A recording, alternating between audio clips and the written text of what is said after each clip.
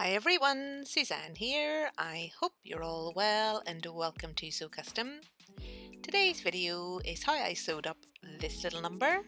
So if you're interested in seeing that, then let's get started. Starting with the fabric, this is a Satin Backed Crepe. So it has a lovely matte finish on one side, slightly textured, and a smooth satin on the other. This one's quite lightweight, has a gorgeous drape to it, good for a project like this. And on to the cutting out. I have 2 layers of fabric underneath my pattern piece, a couple of sleeve notches, and a notch indicating the slit at the top of the neck. So the first thing to do here is to take care of that centre back seam. So laying one side over the other, right sides together, and I'm going to stitch from that notch you just seen me snip down to the waist, starting with the back stitch, sewing here at my 1 centimetre seam allowance the whole way down. So I just need to take care of those raw edges. So I'm first of all going to press that seam open. I'm then going to tuck that raw edge in underneath, creating a little crease line. I'm going to press that into place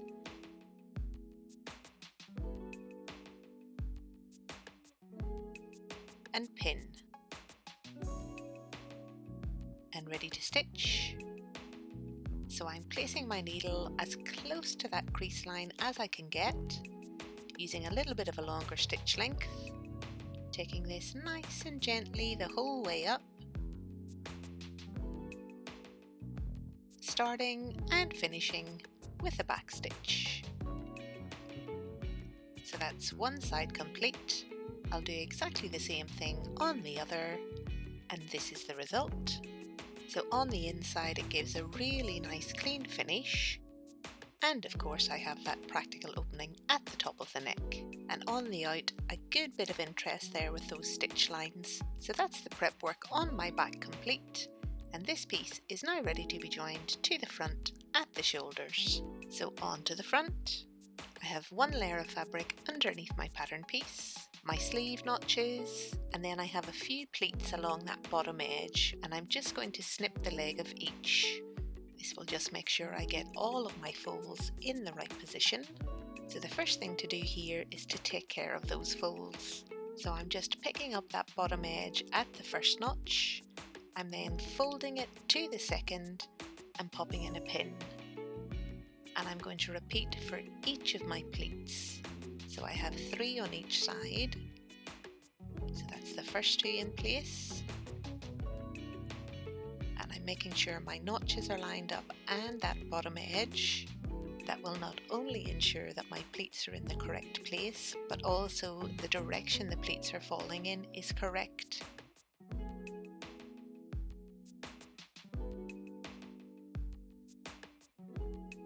So that's 2 on each side pinned. So now for my third pleat, just repeating the same process again. So folding from one notch to the other, making sure the bottom edge is lined up.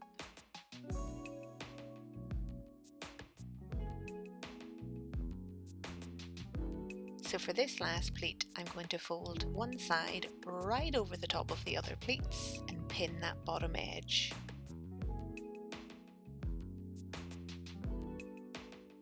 So now I just want to hold all of those folds into place. So I'm running a tacking stitch within my seam allowance just along the bottom edge of those folds.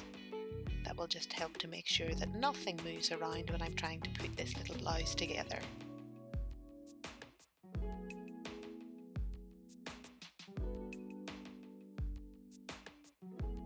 So that's my front all prepped and ready to be joined to my back at the shoulders.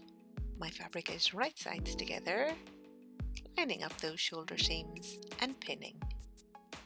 Stitching here at my 1 centimetre seam allowance, back stitching to start and to finish.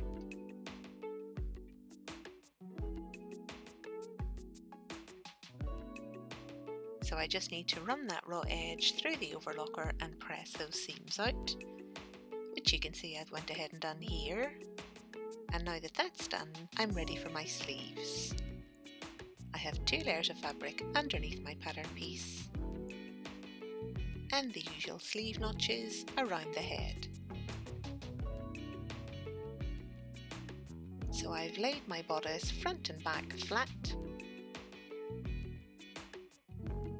and I'm just lining up that shoulder notch, front notch, and back notch. I'll pop in a few more pins off camera and ready to stitch.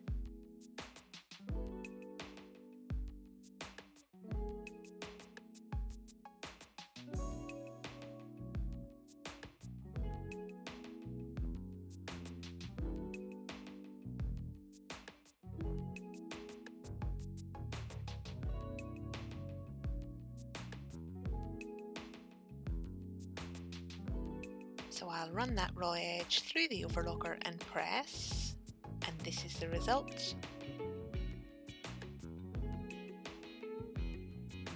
And now that that's done, I'm ready to close up the side seams.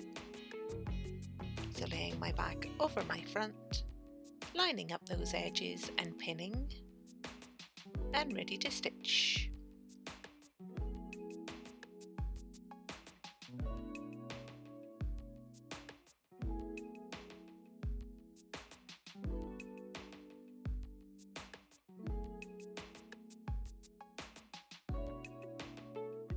And as usual, I've taken care of those seams and pressed. Happy with that. So now to take care of the neckline. So for this little blouse, I've decided on a bias finish. So I'm just lining it up right sides together at the back neck. And to give me a nice neat finish there, I'm just folding that end in underneath and popping in a pin. Ready to stitch. Starting with a back stitch. Sewing here at my 1 cm seam allowance, trying to make sure those edges are lined up the whole way around.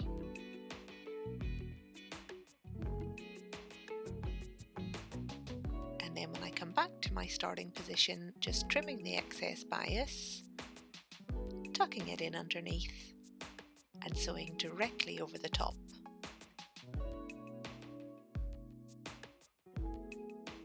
Finishing with a back stitch. So I just need to trim down that excess seam allowance. So I'm taking off here about 2/3. That's that all done. And now in preparation for understitching, I'm just pulling that bias away from the bodice, making sure that trim seam allowance in underneath is butted up against it, and pressing. And to understitch, I've placed my needle through the bias, through that trimmed and pressed seam allowance, and I'm about 1 millimetre or so away from the bodice, using a little bit of a longer stitch length. And this understitching will help the bias to sit nice and neat and flat in underneath. So that's that done. So to finish the neck, I just need to take care of that raw edge.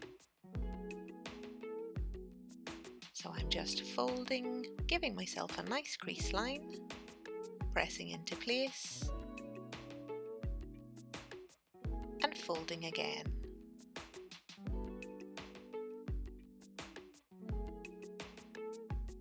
And this time I'm going to stitch as close to that crease line as I can get on the inner edge.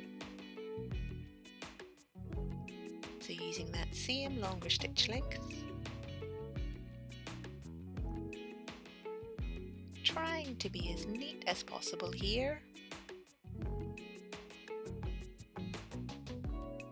Back stitching to start.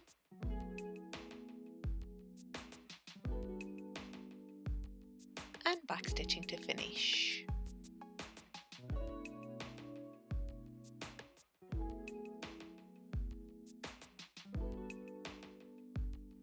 Just needs a good press, which I've went ahead and done here. So that's my neckline all closed up, happy with that. So now to take care of the hems on the sleeve. So I'm going to do a 2-stage rolled hem here. So the first stage is to press up by about 2/3 of my hem allowance and then stitch as close to that crease line as I can get the whole way around.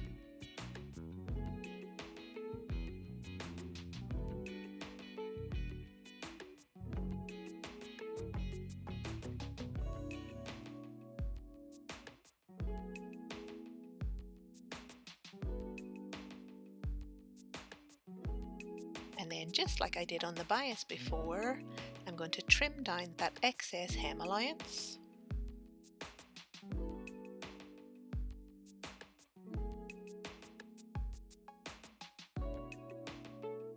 That's that all done. And now to finish the hem, I'm just going to press in underneath. And this time I'm going to sew along that inner crease edge. I'm still using that longer stitch length,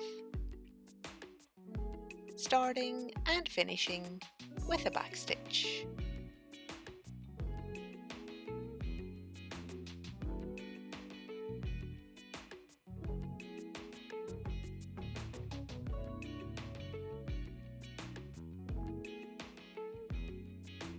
So I've given that a nice press and this is how it looks. Happy with that. So now my bodice is ready for the peplum. My fabric underneath is on the fold. I have a notch on the fold line at the waist. And I'm cutting this piece out twice. So the first thing to do here is to join my front and back peplum together at the side seams. My fabric is right sides together and ready to stitch.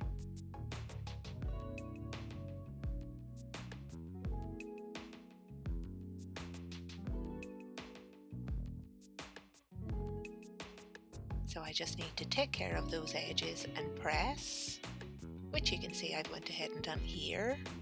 And off camera I've taken care of this hem also in exactly the same way as I did the sleeve hems. So that's all of the prep work required for my peplum, and it's ready to be added to my bodice at the waist. My fabric is right sides together, lining up my side seams, flipping my fabric in underneath and lining up that center back.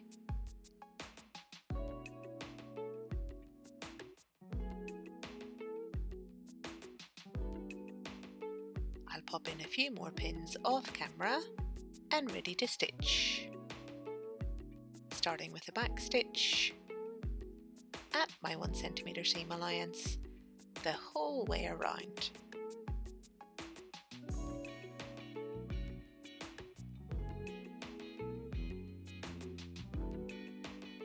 So that edge has been finished on the overlocker and I've pressed, and I want to add a little bit of elastic at the waist on the back. So the next thing to do is to create a channel for that elastic. So I'm just going to stitch from one side seam to the other, right along the edge of those overlock stitches.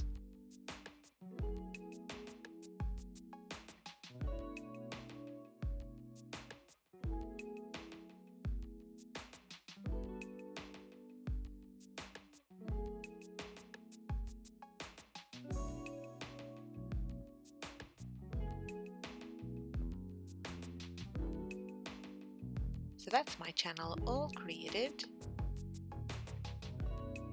I've cut myself a piece of elastic, attached a darning needle to one end, and I'm going to use that to feed the elastic through the channel.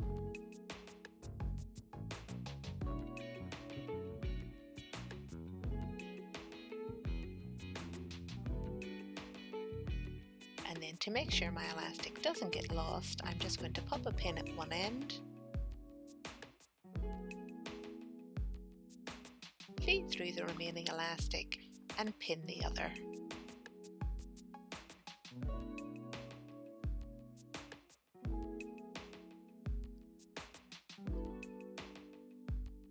Remove my darning needle, and now just to run a few stitches in the ditch at the side seam, making sure I'm catching the elastic as I go. So that's that all secured into place. And I just have one final touch to add, and that's a thread loop and button to the back neck.